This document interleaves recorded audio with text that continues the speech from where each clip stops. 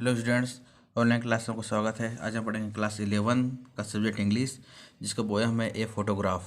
इसका आज हम क्वेश्चन आंसर पढ़ेंगे। जिसका क्वेश्चन नंबर 1 है, what does the word cardboard denote in the poem, why has this word been used.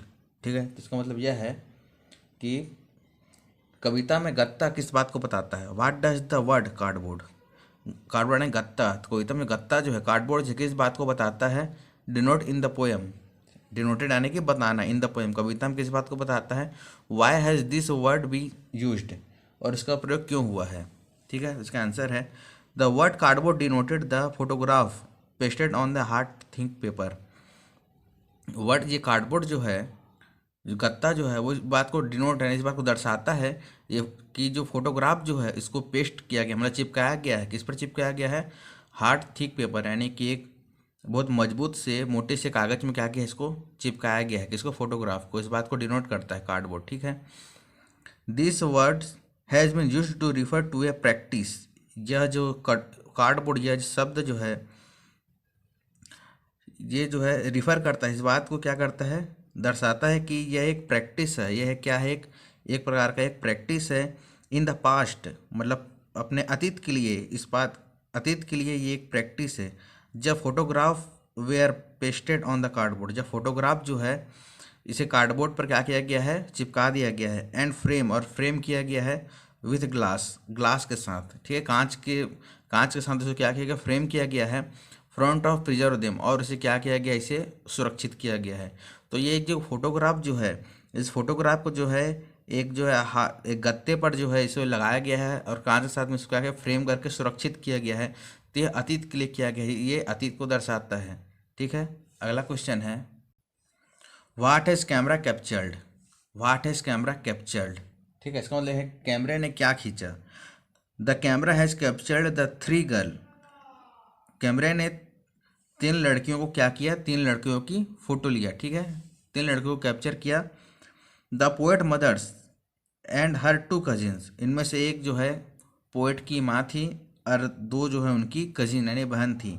बेटी एंड डॉली, उनका नाम बेटी एंड डॉली था।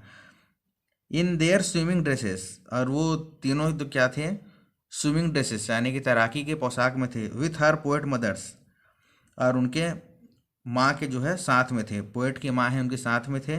इन द मिडिल, और उनके पोएट की माँ जो थी वो मिडिल में थी। And the 2 cousin on either side holding her hand, और उनके 2 बहन जो थी वो उनकी माँ के दोनों ओर थी, और होल्डिंग हर हैंड यानी कि उनके हाथ को थामे हुए थी। And walking be fit in sea, और जो है समुद्र पर जो है धीरे धीरे क्या हो रही थी, चल रही थी। ठीक है, समुद्र के बीच पर जो है धीरे धीरे क्या हो रही थी, वो वॉक कर रहे थे, तीनों चल रहे थे। अगला क्वेश्चन है, क्वेश्चन नंबर 3 है, what has not change over the year, does this suggest something to you. ठीक है, तो इसका मतलब यह है वर्षों बाद भी क्या नहीं बदला है। What is not change over the year, वर्षों बाद भी क्या नहीं बदला है। उसके बाद है, क्या यह तुम्हें कुछ बताता है। Does this suggest something to you, क्या यह तुम्हें बताता है। इसका आंसर है the sea has not change over the year. ठीक है, the sea has not change over the year, इसका मतलब यह है कि समुद्र जो है वह बिल्कुल भी नहीं बदला है। ओवर द ईयर, इतने सालों बाद भी समुद्र बिल्कुल भी नहीं बदला है। It waves are as fresh, wave यानी होता है कि लहरें, तो उसकी लहरें जो हैं अभी भी फ्रेश हैं। शाइनिंग एंड टायरलेस, उनकी लहरें चमकदार हैं और बिल्कुल भी जो है बिल्कुल साफ़ सुथरी हैं। ठीक है, अज दे वेयर ईयर एगो, मतलब इतने सालों बाद भी क्या है, वो साफ़ सुथरी हैं। The changeless of a sea reminders, changeless यानी अपरिवर्तन रूप। तो इस प्रकार से चेंजलेस यानी कि समुद्र का अपरिवर्तित ही रहना, नहीं बदलना, रिमाइंडर्स हमें रिमाइंड कराता है of the changes of the human, किंतु किस प्रकार से जो है जो इंसानों का चेहरा जो है वो क्या होता है, बदल जाता है। समुद्र की लहरें नहीं बदलती हैं, लेकिन इंसानों का चेहरा जो क्या है, changes of the human face, इंसानी चेहरा जो है बदल जाता है। विथ एडवांसिंग एज, बहुत एडवांसिंग एज, बहुत ही ज़्यादा एज हो जाने के बाद में इंसान का चेहरा जो है वो क्या है, वो भी बदल जाता है, किंतु समुद्र की लहरें जो हैं वही रहती हैं। तो ये एक फ़ोटोग्राफ को दर्शा रहा है कि एक फ़ोटोग्राफ में जो है बहुत साल पहले लिया गया एक फ़ोटोग्राफ है, जिसमें से उस इंसान का चेहरा तो वही है, चेहरा तो बदल गया है इतने सालों बाद भी, लेकिन वो समुद्र, वो लहरें और वो समुद्र के बीच जो है, जिसमें जो है तीनों पोएट की माँ और उनकी दोनों बेटियां तीनों जो है वहाँ पर टहल रही थी। उनका फोटोग्राफ में तीनों का चेहरा तो बदल गया है, लेकिन समुद्र की लहरें और समुद्र जो है बिल्कुल वैसे ही है। ठीक है, चेंजलेस है, मतलब अपरिवर्तित है। क्वेश्चन नंबर 4 है, the poets mother laughed at the snapshot. What did his laugh indicate? ठीक है, तो इसका मतलब यह है, कवित्री की माँ फोटो लेने के समय हंसी थी, यह हंसी क्या दर्शाती है? The poet's mother's laughed at the snapshot. Snapshot यानी कि फोटो लेना, तो कवित्री की जो मदर है वो फोटो के लेते समय क्या की थी? हंसी थी। वाट दिस लाफ्ड इंडिकेट, यह क्या इंडिकेट करता है, यह हंसी क्या दर्शाता है? ठीक है, इसका आंसर है this laughed indicate her Joy. Laughed यानी हंसी, यह हंसी जो है इंडिकेट करती है, दर्शाती है हर जॉय। जॉय यानी खुशी, उस खुशी को दर्शाती है। एट द रिमेम्बरिंग मतलब रिमेम्बरिंग यानी याद आना, उसे याद आ जाता है। एन इंसिडेंस यानी कि वह जो है वो सभी प्रकार की घटनाएं याद आती हैं। Connected with her past life, जो उसे पास्ट के साथ में मतलब कि जो उसके अतीत के साथ में कनेक्टेड थी यानी जुड़ी हुई थी। ठीक है, when she was quit young, मतलब जब वो क्या थी, वह अतीत में क्या थी? यंग थी। And free from the tension, और बिल्कुल भी तनाव से क्या थी? तनाव से फ्री थी, यानी तनाव से आज़ाद थी, उन्हें कोई भी तनाव नहीं था। And worry of the life, worry यानी होता है कि वरी यानी होता है कि बिल्कुल ही परवाह ना करना था, अपने लाइफ के प्रति बिल्कुल भी क्या थी? परवाह नहीं करती थी, मतलब उन्हें कोई टेंशन नहीं था और अपने लाइफ को जो क्या है बिल्कुल ही आसानी से क्या कर रही थी, वो जी रही थी। ठीक है, क्वेश्चन नंबर 5 है, What is the meaning of the line both vary with the leveled is to loss? तो इसका मतलब यह है कि What is the meaning of the line, तो इस लाइन का क्या मतलब है? Both worry with the levelled is to loss, loss यानी होता है क्षति। ठीक है, तो जो क्षति जो सहन किया गया था बोथ यानी दोनों के द्वारा जो क्षति जो सहन किया गया था, ठीक है, कवित्री और उनके माँ के द्वारा जो क्षति जो सहन किया गया था, ठीक है, तो उसको याद करके जो है व्राई विथ यानी होता है सहन करना। ठीक है, worry with the levelled easy to loss, यानी क्षति जो सहन किया गया था दोनों के द्वारा, उसको याद करके उन दोनों को क्या आई? हंसी आई। ठीक है, तो इसका आंसर यह है the sea holding and the laughter of the poet mother are indicate the past.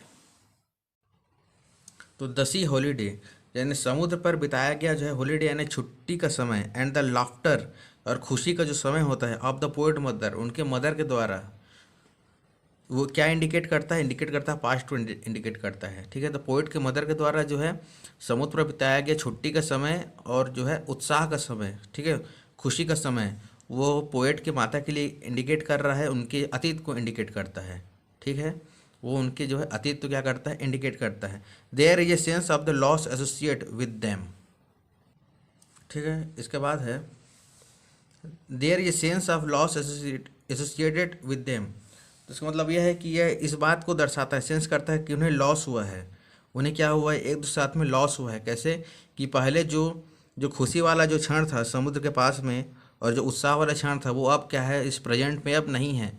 तो उन्हें इस बात का जो है इस बात का सेंस यानी कि इस बात का उन्हें पता चलता है कि उन्हें क्या है? लॉस हो रहा है। ठीक है, both are am state disappointed at the state of the feeling comfortable, यानी उन दोनों को क्या है इस बात जो है डिसअपॉइंटेड मतलब कि इस बात को क्या है सोच करके उन्हें जो है अच्छा नहीं, बहुत उदास महसूस कर रहे हैं।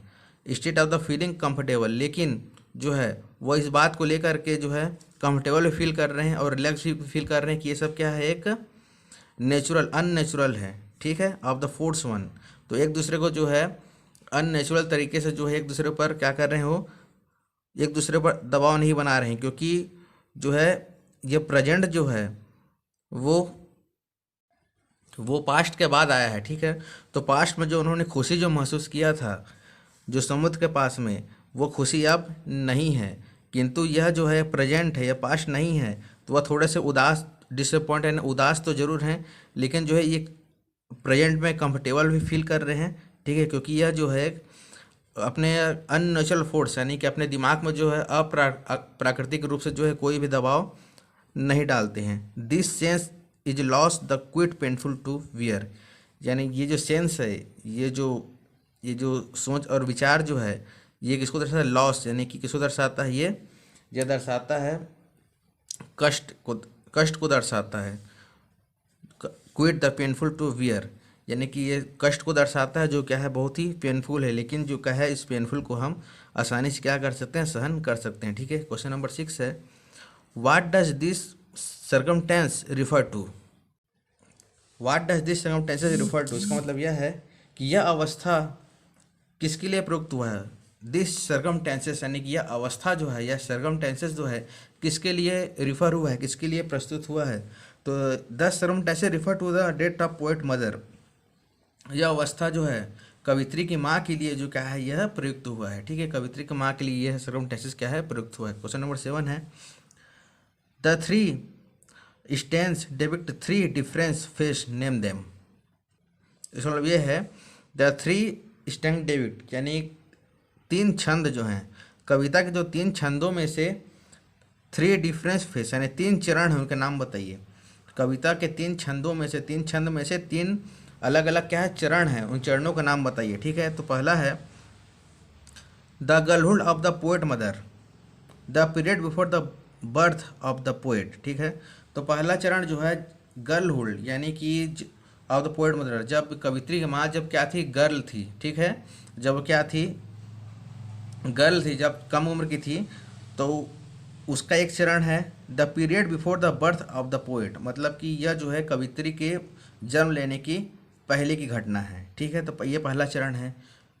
ठीक है, उसके बाद इसका अगला चरण है हर मिडिल एज, मतलब कवित्री के माँ का मिडिल एज में है। ठीक है, मिडिल एज में है the period during the childhood of the poet, ये उस समय की बात है जब जो है चाइल्डहुड था किसका, जब पोएट का, तब जब period during the childhood of poet, जब कवित्री का जब चाइल्डहुड था, जब बचपना था, उस समय का ये बात है। थर्ड है the period after the death of the poet mother, तो तीसरा चरण यह है कि जब पोएट के मदर का जब डेथ हो गया था तो उस समय का है। तो period after the death of the poet mother, जब पोएट के मदर है कवित्री के माँ, उनका जब डेथ हो गया था तो उसके बाद का चरण, तीसरा चरण। ठीक है, तो इस प्रकार से द फोटोग्राफ ये पोयम है क्लास 11 का, इसका क्वेश्चन आंसर आज कंप्लीट होता है। नेक्स्ट वीडियो में हम नेक्स्ट क्वेश्चन आंसर देखेंगे। धन्यवाद।